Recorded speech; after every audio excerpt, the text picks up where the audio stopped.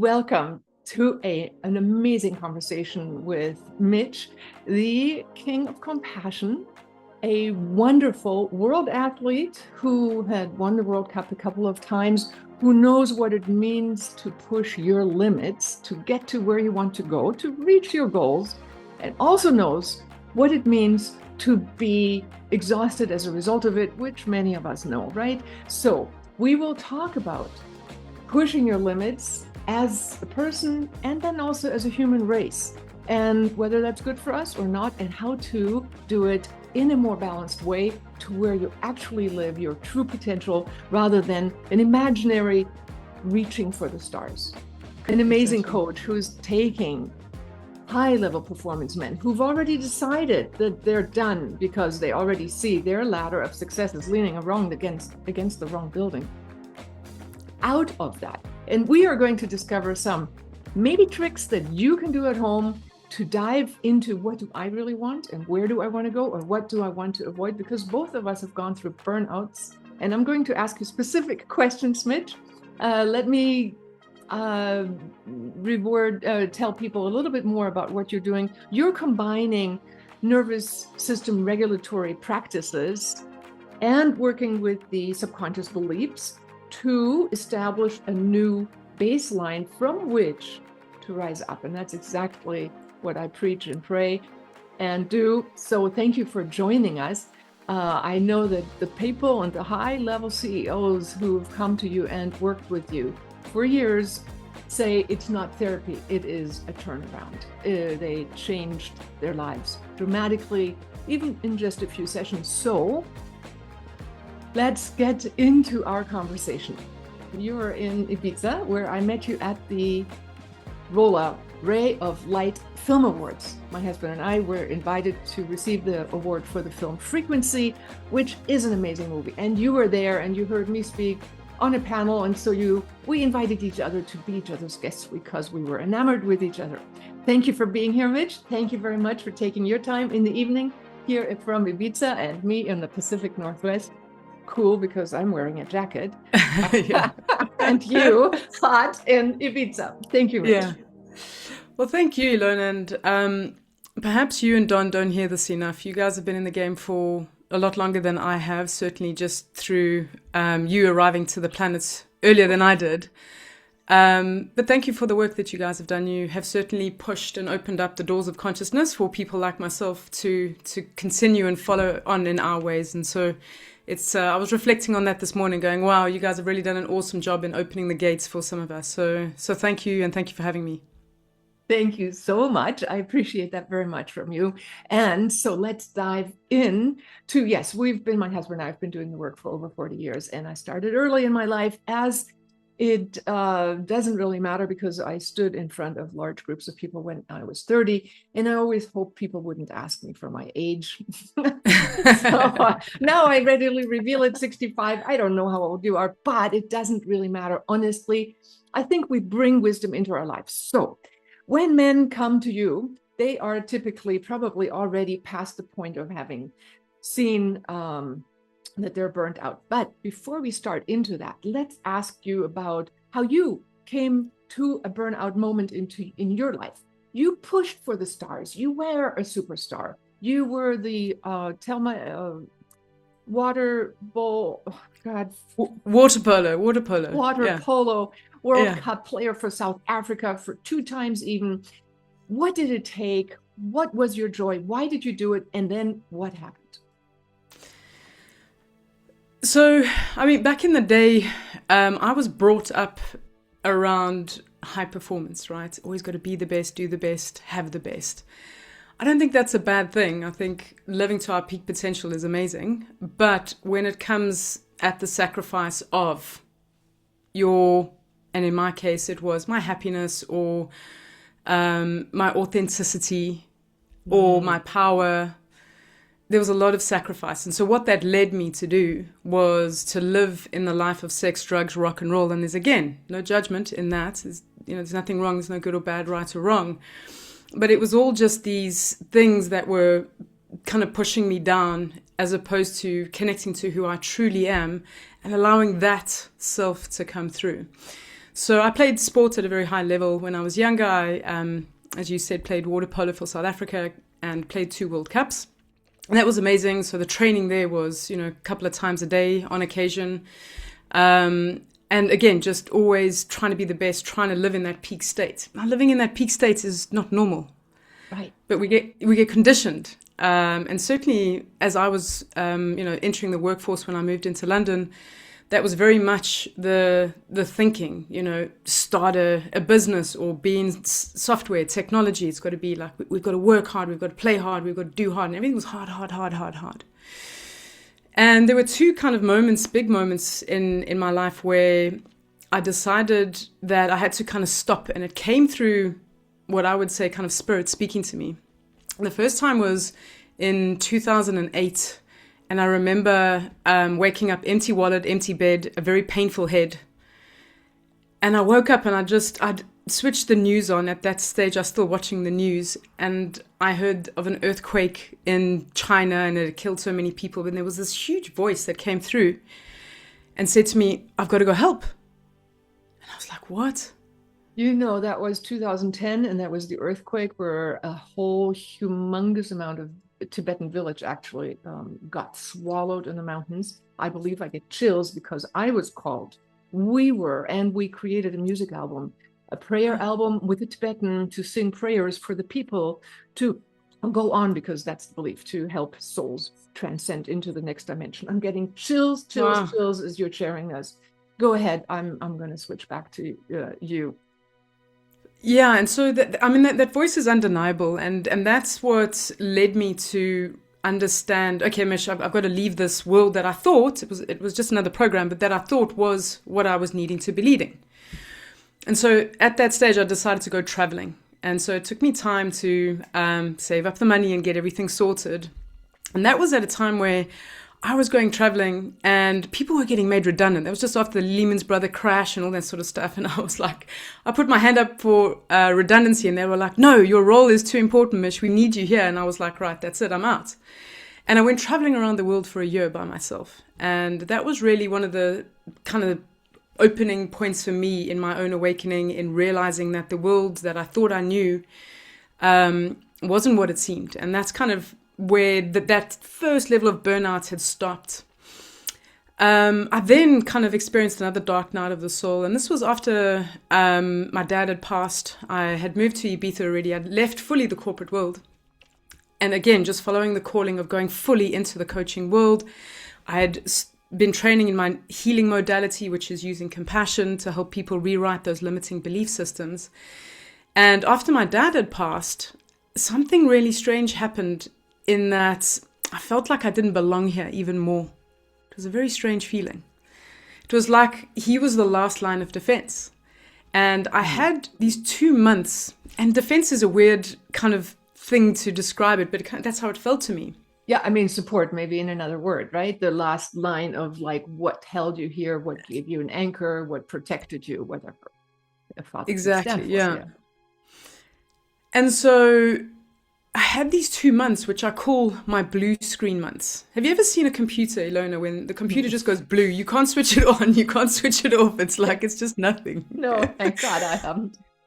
It's a terrible feeling because it's like, you can't move, you can't do anything. And by the way, I mean, I'd had all the tools at this stage. I'd been coaching for some time, but there are times, I believe, in our lives where we just go through these deep, dark periods that we need to learn to navigate. And this is kind of, I've experienced many of those throughout my life, these dark nights of the soul. And those particular 2 months were really dark for me. And that was where I almost led to proper burnout again. And I had to just say, stop everything I was doing, and focused on myself and the healing part. So give us a description of what you experienced as a burnout. I would like to, because I did some interviews with other people about burnout. I have a wellness course on it. And actually, burnout, can you tell me what you experienced? Sure. For me, I would wake up in the morning and I would experience extreme fear. Okay. And then I wouldn't know how to navigate the day. So there would be lots of confusion, lots of brain fog, and anything I tried to do, it was just like a non-starter. And so I found I didn't have enough energy to, I used to do a lot of gym workouts, for example. I didn't have energy to do that. Everything I tried felt like it wasn't working. And it just felt like just hitting a wall everywhere I went. And I knew at that stage, I was like, right, Mish, you've just got to let go and stop. And from there, you can then start the healing. So that's what I was experiencing. You mentioned that was the second time you had a burnout. How did the first one feel, or did you experience it during or after, at the end of your high sports performance time as well? Yeah, the first one was more like a moment of realizing what I was doing, and if I had continued to do it, would lead to a dangerous place, let's say, for me, of, because I was drinking, drugging, partying, not drugging so much, but like more partying and stuff. I was severely overweight. I weighed close to 100 kilograms. I don't know what that is in pounds, but like close to that. Yeah. That's a lot. That makes a person. You look fabulous. You're trim. And that was after your sports looks, right? Yeah, exactly. And so it wasn't leading to a good outcome. And so that was kind of, and it was a hard wall, that I hit. Right. And I think this is an important part for us to get, for all of us who have that nudge inside, who go like, if you keep going on this tangent, girl, lady, man, whoever you are, it ain't good. I mean, it's even the part of us when we say, I can do this tomorrow. If you postpone everything till tomorrow, it'll never get done, ever.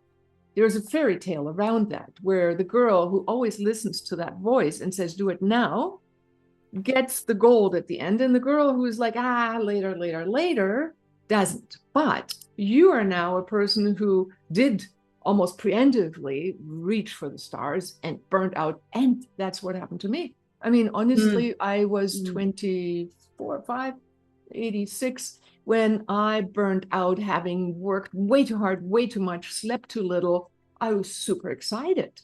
But the result was, and I didn't see it coming until it was too late. I then started being, depressed, not getting out of bed, not wanting to do anything, feeling like dragging myself through the day, and trying everything that I knew. I already knew natural therapy tools, none of them working. But we will come to that later. So what I wanted to ascertain is just descriptions of burnouts. Let's add one more to it that may appeal to women who are listening. Postpartum depression. It's also a form of burnout. The intensity of birth burns out the neurotransmitter production, which is in our brains. And those are that produce the natural opiates. The neurotransmitters are the ones that go between the synapses in the brain, and the neurotransmitter producers that produce these little carrier of information are the ones that shut down. So the synapses don't get enough to transpose the information back and forth. So when that burns out, truly burns out, or the factory shuts down because we took too many external stimulants of any kind, drugs, even the rock and roll people, they did heroin. I mean, I tell you a way of how they got off of it. But let's go into what burnout means the neurotransmitter production burns down, out, end of story. Even women having given birth, going into postpartum depression after birth, have a factory that doesn't work anymore that said, look, we're doing something different. You're not getting any rewards at all. Keep going and you'll suffer. Stop and you'll get a reward. So how did you get out of it? Each time it was stopping. One of my mentors, Mike Harris, great guy, I worked with him in my first big dark night of the soul. He said to me, I'd been in business with my ex-business partner, and we had a disagreement, which meant the business, the dissolution of the business, and we landed up in court, and it was all messy and all that sort of stuff. Never nice. And he said to me, because I was like, let's go. Like, I'll start the new business. I can do the new thing. Like, I can push through it. And he said to me, Mish, stop. He said, when you've been in a car accident, which you have. Like your business has just literally hit a wall. You need to, number one, realize you've been in a car accident. And then number two, you've got to get out of the car so that you can heal. And that for me was the most important thing on both occasions. And so I've been lucky enough to, my dad taught me this at a very young age. I remember driving to school with him and we used to listen to Tony Robbins tapes. And I was like, Dad, who the hell is this? And this is this cool, like guy going, believe in yourself, like do all these cool things. And my dad was driving me to school, and it was. I never knew that this sort of imprinting would be so valuable in my life. But what that taught me was to get a mentor, to get a guide. And I've had those people, these wise sages that have always been in my life to help me just kind of see different points of views from their experience, to put these reference points, these anchor points in my awareness, so I can at least sit there in their shoes and go, wow, that's an interesting way to consider it, and either align to it or not, it doesn't matter, but just getting a different view. And that's, so each time I learned to stop, heal, take the time to discover what's going on inside, and then take the next steps. Because I think the scary part in that is that we sit in the void. And the void can be terrifying. It's like, I don't know what's next. I don't know what's coming. Like, especially after we've stopped, it's like there is nothing happening, right? How do we reinvent ourselves, right? Yeah, exactly. So it's that ego, or a kind of identity death. It could be an ego death, whatever it is. And it's like, wow, okay, something new is emerging, but it hasn't quite arrived. And I don't know what the hell it is. And my programs are telling me it should be this. And it's like, And so it's just learning to come back to the self. And that's where I really developed the muscle of trusting. And I still work on this. But developing the muscle of trusting in the path is always the right path. And we're always lovingly supported, as long as we sit in enough time and silence to actually hear the guidance. And that's where I started to develop that muscle. And then from there, I would get the hits to say, okay, go for a walk. Okay, go for this, just do these small things that'll help you regulate your nervous system, which we've spoken about, massively important. And then from there, once you've regulated your nervous system, then allow the things to come through. And honestly, that's been the biggest journey for me, is that learning to allow, because type A people, these high achievers, especially if you're a CEO, everyone asks you the questions. What's the answer? What's the answer? What do I do? What's next? How do you want this edited? How do you want this created? How do you want this designed? It's like, I don't know the answer. And it's learning to allow that answer to emerge through. And that is a real new way of being. It's a tricky one. Yes, and that is where we're actually entering a new phase of being human. I do believe that, especially when this information enters the high performance CEO world, for example, that are responsible for a lot of humans, if this secret comes out, to understand that we are capable, more capable than AI. Once we stop, look within, and choose. I have that sentence, stop, look, choose, as the first technique in the Living from Vision course, as a matter of fact, that was developed by Dr. Rod Newton, where I have been teaching it since 1990s. The stop, look, choose moment pertains also to emotions, to where we go and go, what am I feeling? Instead of what should I be feeling? What is going on? And allowing ourselves to be seen and heard, that which we might have wanted from our parents. I remember seeing on your site the moment where you asked your dad to have time to play with you. And he's like, girl, I've got to work. And you decided that, well, being listened to and cared for is maybe not as important as striving and becoming an achiever. And as true as that may be for a father, a girl does need to be. And listen up, everybody who is a parent, don't stick your face or your child's face into a cell phone or AI. Give your own answers. Be attentive. Say, what did you say? What do you feel? So if you're doing that, what do you find clients of yours do once they stop, look, and then make an inner assessment of what's going on? What happens with them? What I experience is that a lot of clients, the men that I work with, so the age group is typically 40 plus, okay? I do work with some younger guys. I've worked with some younger professional athletes. They're quite mature anyway, and they're facing very mature themes. And then I work with some younger guys who are kind of associated with some of my clients. So that's how the work kind of ripples out.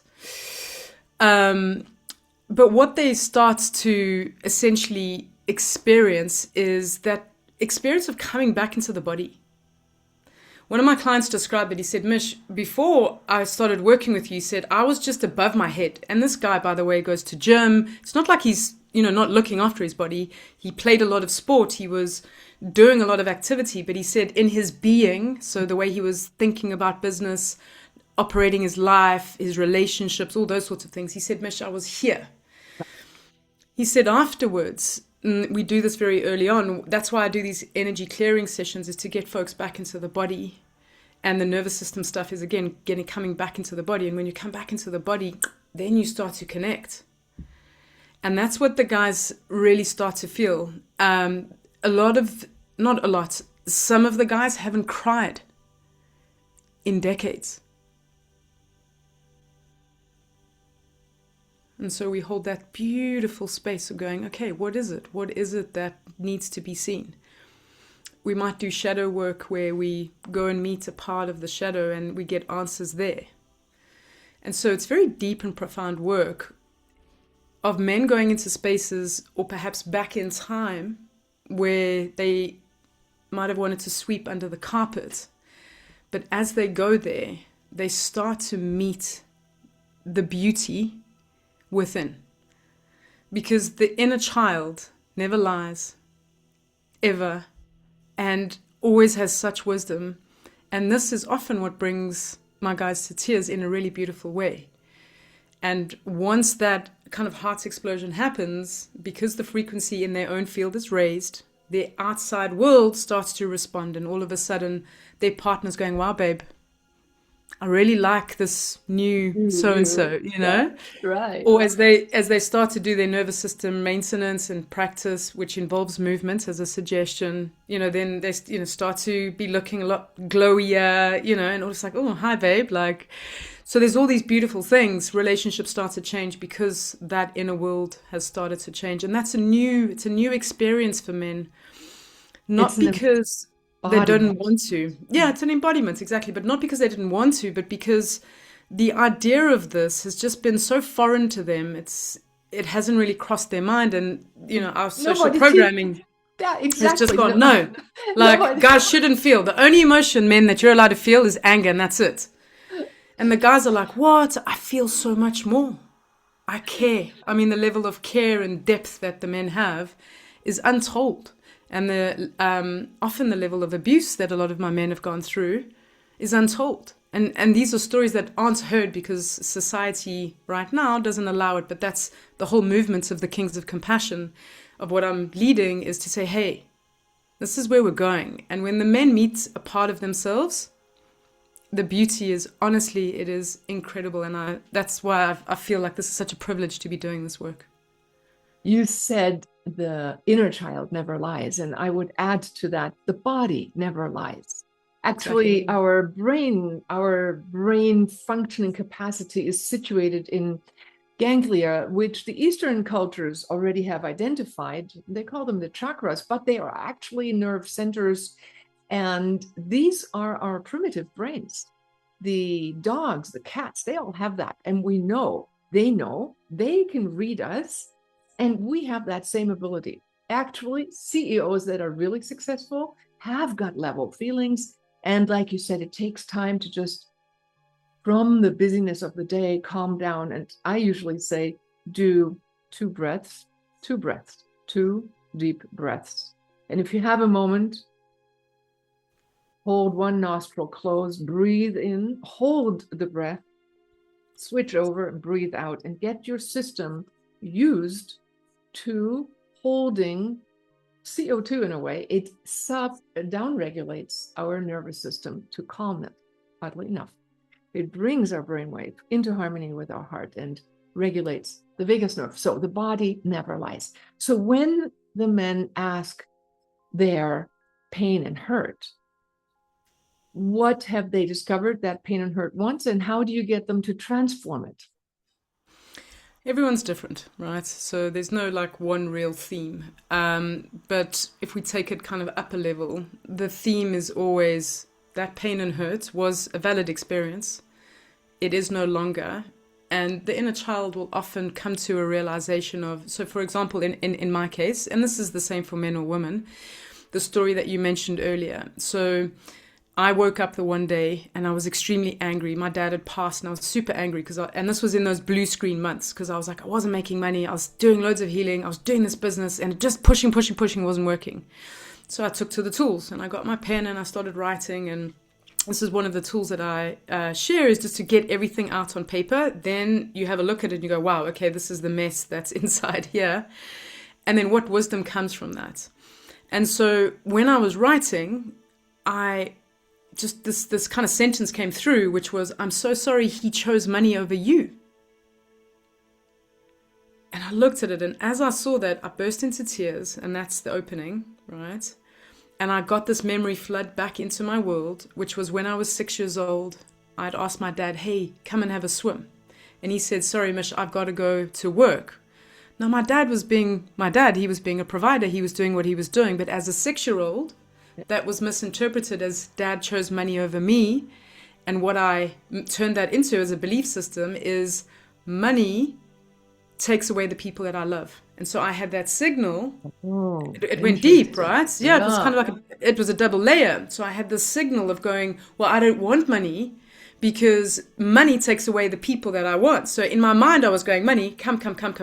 Right. But the signal was going, no, you don't want money because it's going to take away people. And so when I untangled that, my heart opened. And that little 6-year-old, when I then communicated again with her, she said, I realized that dad was just doing the best he could. He went to go support us. He was working because blah, blah, blah, blah. Ooh, I get chills. Yes. Yeah. Beautiful. So, yes. And that's what happens. Like, so that's my story. And these are countless stories of how the inner child will always come to that realization of the light. It was like, wow, it's not how I experienced it. Not that my experience was invalid. It was valid. Mm-hmm. And so because the second part of your question, yeah, that's the first part. But the second part, you asked, how do we actually change it? It's not just the reframing, because that's quite a cognitive process. Mm-hmm. We do noble healing through compassion. And compassion as a frequency, it's got a very high vibration. And what I experience is when you sprinkle compassion over anything that's more dense, compassion has the ability to dissolve that density. And when that density dissolves, that's when the beautiful realizations come through. And it's like, wow, my dad was doing the best. And that's often what happens is the young inner child has compassion for itself, has grace, all these things. Now, in a session, it might take some time to get to that realization, but I've never not experienced a kind of beautiful realization that the inner child or the shadow or whatever it is comes to. It's quite miraculous. Like, compassion for me, every single time, it blows my mind. Honestly, it's fantastic. It's a beautiful way of describing it. We both are very similar in our works in that we do body-centered psychotherapy, you could call it. I work with Dr. Vern Wolf's method, holodynamics. And similarly to your description, and I would like just to give another teaching tool into our audience so you can go home and practice maybe with yourselves, is when discovering that pain inside, we can ask it, what is it that part in me, that pain, that anger, that hurt, what is it that it's been doing? Yeah, massive disorganizational stuff. But then add a deeper layer, it always wants something beautiful. It has needs. And when you ask it, what do you really want? Like that girl really wanted the love, the attention.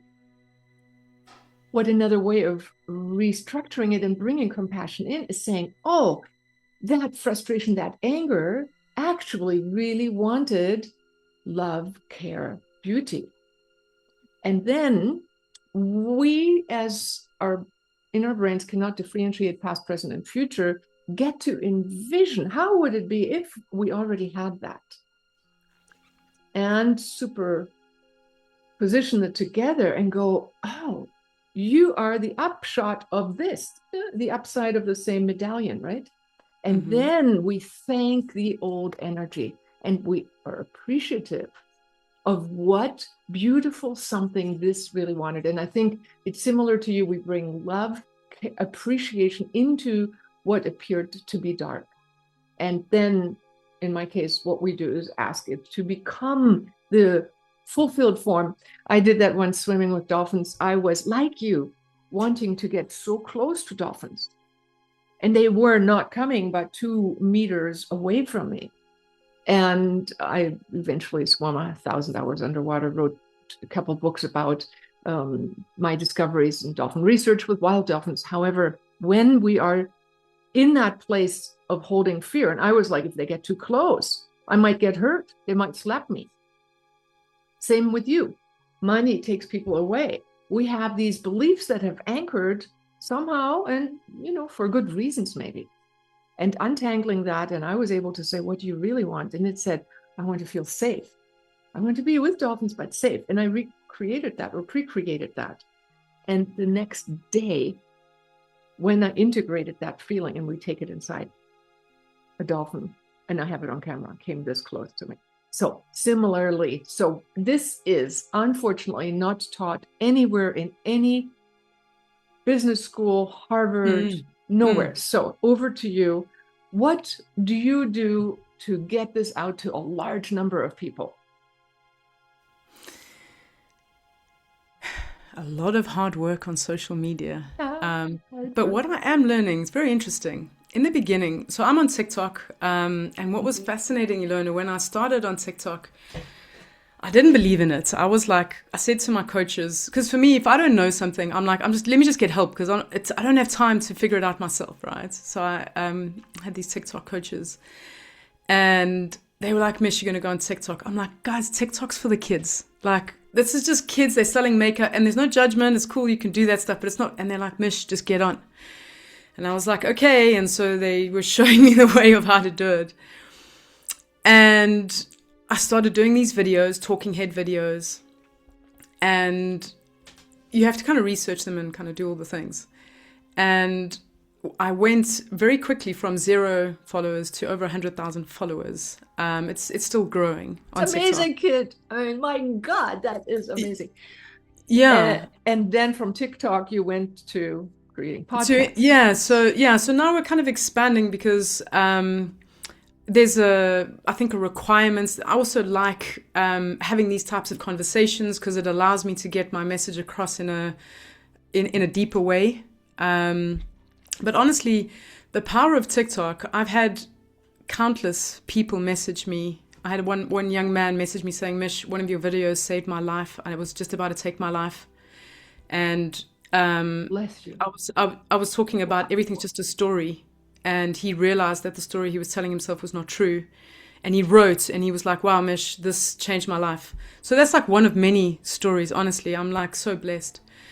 And so again, that's just another... Yeah, so that was another story of me telling myself the dangers of social media and all of that. And there are like things you need to, be aware of. But when I feel like you're aligned, when anyone's aligned with their mission, like Ilona, I know I couldn't stop you from getting into the water and having that conversation with the dolphins or swimming with them and fine. There's just something that comes through you that you can't stop. That's how I feel about Kings of Compassion. Yeah. And in the beginning, because I received it as a message, it was like my guides had said to me, we want you to lead men. And I was like, what are you talking about? I was like, you lead men in my mind. I was like, you do it. And they were like, Kings of Compassion. I was like, what's Kings of Compassion? And I thought, honestly, I was going a little bit crazy.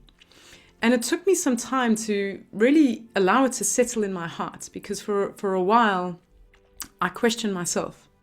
The first question, you're a woman. Who are you to be leading men? That's one of the first questions a lot of people ask. So what would you answer now? What would you answer now? Why is it good? I mean, you got the message from a higher dimension. You're teaching men of how to tune into higher informational dimensions. And what do you think about a woman teaching men in this case? What's important to understand, and this is as my work has evolved, I understood this. I'm not here to teach men how to be men. They know how to be men. It's connecting to that emotional side, which is the newer part for them. And women traditionally have just been a little bit more in tune to that. And so the men that I work with, they tend to be going through what's called the midlife tunnel. Now, society calls it, the midlife crisis. It's not that, it's initiation. Alison Armstrong, epic leader in leading consciousness for men.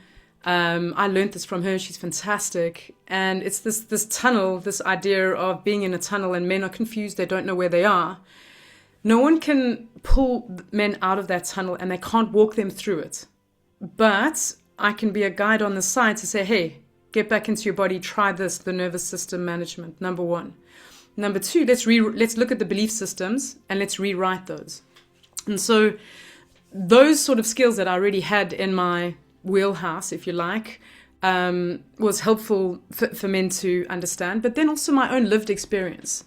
So for me, whenever I've learned or been guided by anyone, I have a really strong bullshit detector. I don't like it when people, they say do this, but they don't actually walk the walk, That for me is incongruent.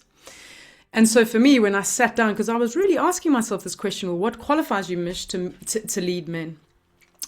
I've run my own businesses. So as a CEO, I know the pressures of what it is to hold the pressure of your own business, employing people, all these sorts of things. I've also worked in high-level corporate roles, with big multinational companies deploying large software solutions. So I know what it is to navigate those executive-level conversations. I've lost a parent and many friends through death. Okay, that's a transition, and navigating those at a very young age. I've come through my own injuries. Those are health challenges. Those are also made very enriched experiences, be able to supplement the learnings. And then my sexuality, I'm actually gay. And so I know what it is to be in relationship with a woman. And it's tricky. Honestly, it is really, really tricky. And so this was one of the things that gave me a lot of fear about going out and going into the public, because I was like, oh my gosh, like there's going to be so much negativity or density coming toward me. But as I start to put that on the table, the men feel a lot of relief, because they're like, wow, okay, there's no kind of sexual anything between us. Right. Yeah, there's no competition. So you're not going to hit on them, or they can't hit on you. Mm-mm. Yeah, and so what I do is, so there's one of my programs which is called The King's Game, which is you and me against the limits. And so I become a partner for them, like an ally, which I believe a coach or a guide should always be. But here we're like, really, okay, together we're going to go and break those limits, the limits of whatever the masculine is pushing on that particular client. And how do we together break that limit? And so what I discovered through my own journey of long contemplation and talking with my own mentors is, well, Mish, you're actually very uniquely positioned because of your own life experiences and choices, which in the past was what put me out of my own comfort zones, and where I had to go and step and find a new community that was accepting of my own life choices. And so It's a very unique makeup, which I'm now proud to be standing in, and now understand, oh, wow, okay, maybe I was given this mission for a very, very specific reason. Right. And that's what we have to do. Oftentimes when we reorganize ourselves, we reorganize our field, the people we relate to, our goals, our visions. Let me ask you a pertinent question that I believe goes hand in hand with overachievement tendencies. And I think this will be something the world will have to deal with. We are now facing AI as being a reality that we can't get away from. AI is going to be in, unless we have a solar storm, in everybody's life. And people are starting to use it for, please write my love letter for me, my personal responses on WhatsApp. Manage it. What should I do? How shall I run my business? And what strategies should I do? Soon enough, many people will be seeing the opportunity to implant AI straight into their brain, which, if you can see the brain as divided between the logical part and the body emotional centered part, you can say there are three brains. The limbic brain is really the combination of the old brainstem and our emotional brain, the more intuitive, artistic side, and the logical, linear type of thing, language and all that were associated with the left brain. But now, if we add AI to the brain, it will make our already left brain heavy world, which the Western world and our achievement-oriented mind does, even heavier, and detach it even more from what do I feel. So much information will come at the fingertips, snip of a notice. We can collaborate if we go that way. No. Mitch, what do you suggest we practice instead? What do we do with that societal demand? How do we deal with the ones who stay behind? It'll have IQ people, I don't know what, hundreds, and the normies 100, any idea? I'm team human, Ilona. I'm team human. Can you hear me okay? I don't see. Now I see you again. Mm-hmm. Okay, cool. Okay. Yeah, sorry. Yeah, you're frozen. I'm team human. So what does that mean? I believe that within us, there is an immense power that we haven't even begin to unleash yet. That's my true belief. I believe that AI is a mirror. It's a tool like any other technology, and it's here to help us, and it's here to be of benefit, but it's really down to our own personal choice as to how we use it. For me, it all becomes down to the question of sovereignty.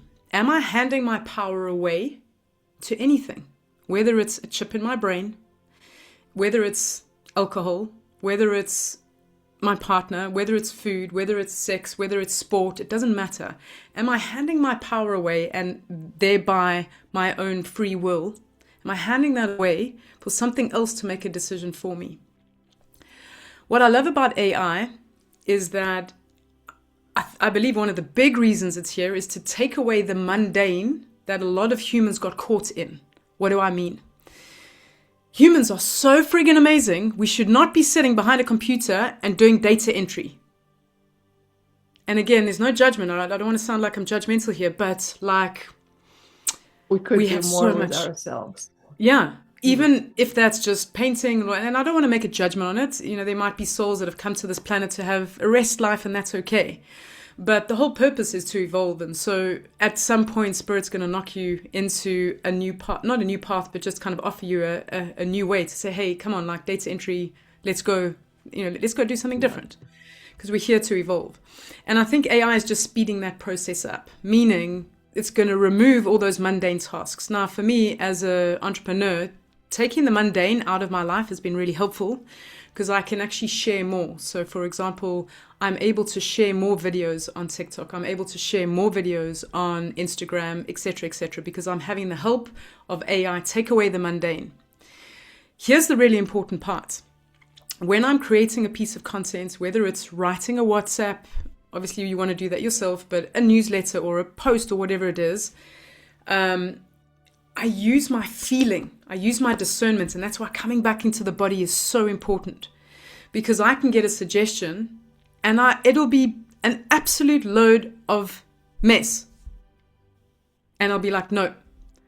But that's where the feeling comes in the body. That's why it's really important. Is it aligned with me? Am I using my body to say, am I getting a yes ping or am I getting a no ping? And I can only do that if I'm fully connected to myself. And I've challenged AI on many occasions going, no, that's bullshit. That's wrong. That's this, that's that. And, we still have a lot of guardrails on AI, especially when it comes to the understanding of consciousness and sharing information. So I'm sure that's going to speed up, and it's, the truth has a way of getting out, But honestly, I believe that people will be starting to activate parts of their potential, and as we get to our full potential, that we haven't ever witnessed before. And that's, for me, what I'm excited about. And so the moment we start to put stuff in our brains and all that sort of stuff, it's gonna mess that signal up, and it's just gonna become noise. It doesn't matter what you choose, in my opinion. It really doesn't. But Greg Braden said this in a podcast I watched recently. We are moving very quickly into the era where there might be a generation of the last pure humans. We already are. I mean, yeah. I'm sorry to tell you, we have been hybrided And we are already past the point of what, yeah. Anyways, Yeah. I absolutely agree with you. We are at that threshold of having been the old human and we're coming into a new era. But all the more it will be important to source with people like you, to learn, to know what it feels like to come in touch with an intuition and a body sensed truth, which transcends time space. I mean, a lot, honestly, Yeah, the exactly. information that I can come with to is I can know more things. The CIA has been trained in seeing remotely with their eyes closed, no AI, no tools, but using their mind. And that was also in the movie Frequency, described how we have a consciousness that transcends all the limits that we know so far. So we actually have a lot more potential. Like you said, this time period will be challenging, like coming through that tunnel, like the men who thought like this should be how they are, but really something isn't working. So they have to reinvent themselves. And collectively, we as humans have to reinvent ourselves and ask ourselves, what does it really mean to be truly human at this stage of evolution? And unless we have solar flares and natural catastrophes, we will be in this sphere of being able to dream up things. Now, will we be rich and have affluence like we never had before? That may not be a sustainable model for the world because 8 billion people living at that level doesn't work. So we all may have to tighten down and strap and buckle a little bit. But what more can we do? And so here's something I learned from the dolphins. Dolphins play with energy and love and invisible toys. They even make bubbles into toys, but they interact with very fine degrees of understanding, of interacting, of telekinesis and telepathy. These are powers that we can develop, which when they had 5 fingers, they reduced them to flippers. They no longer manipulate. Manipulate is moving something with your fingers. In matter, they learned to do that with their mind. And I believe this will be the era that some people will try to do that with an implant and do it technically. But the real challenge is to do what ancient saints have done all along. Yogis have opened up the superpowers of their consciousness. And that takes time. It is in connection with what we would say the knowledge of the wisdom of the body is. So when we connect to heaven and earth, but in our energy bodies, we have access to information and knowledge. And that is something that my husband and I are working at level of radionics, transmission of information that can alter the physical reality without manipulating matter. So anyways, I really appreciate you bringing the awareness into potential, the dark night of the soul, or the transition being a moment of reconfiguring your life. That could take however long it does, but it takes diving in and having a guide by your side that helps you listen to your inner truth. Yeah, and that's that's kind of what we do in the sessions, is go into this quantum space, and the brain doesn't know the difference between what's real and what's not. We know that, and we go into this quantum space. We do the inner child healing, or it might be even future pacing, and like you said, creating that reality of whatever it is that you want, because we can go anywhere in time, in that quantum field. Well, I just want to interject there. It is the other side of the same medallion. Yes, it is exactly. either the densification of the energy or the upliftment.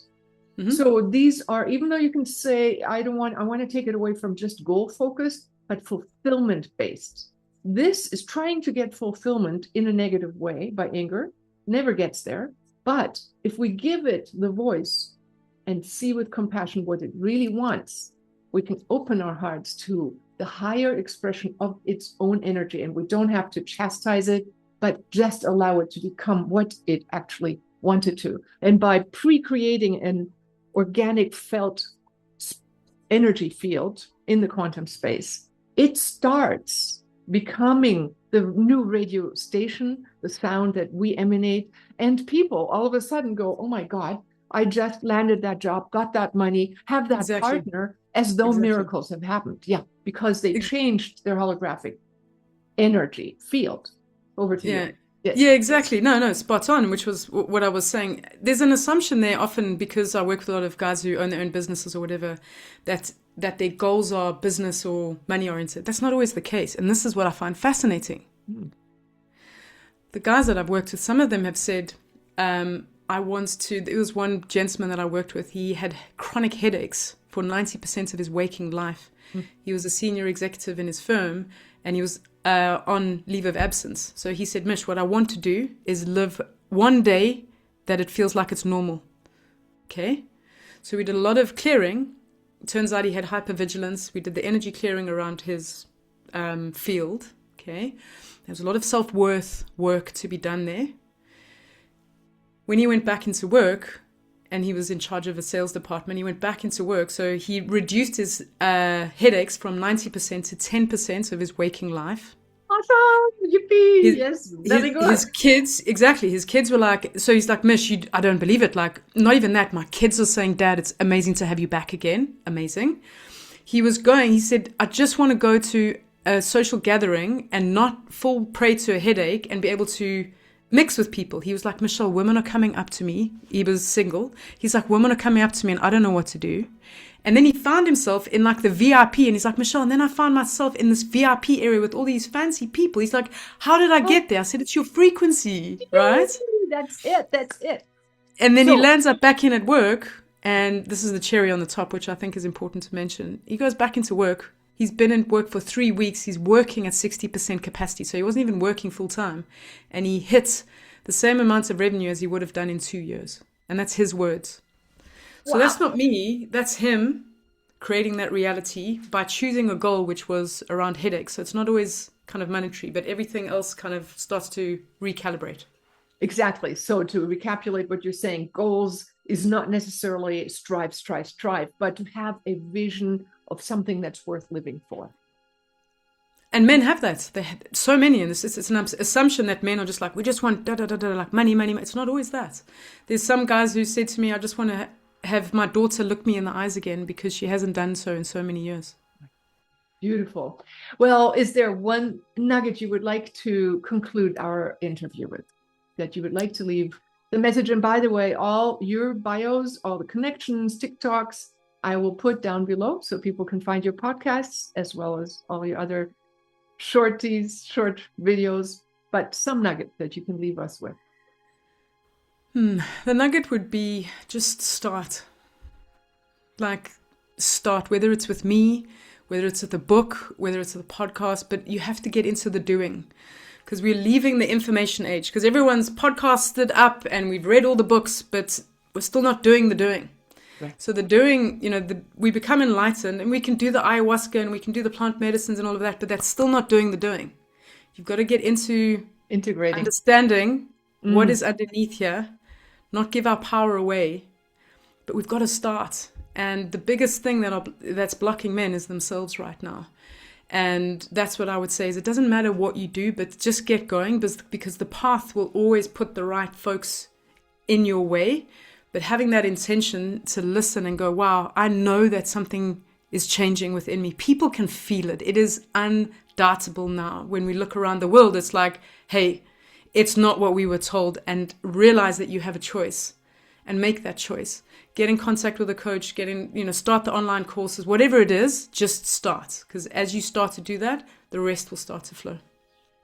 Thank you. I am absolutely in alignment with you. That was a call I have for the next session that I have to do. So I will conclude right here. Actually, I love what you're doing.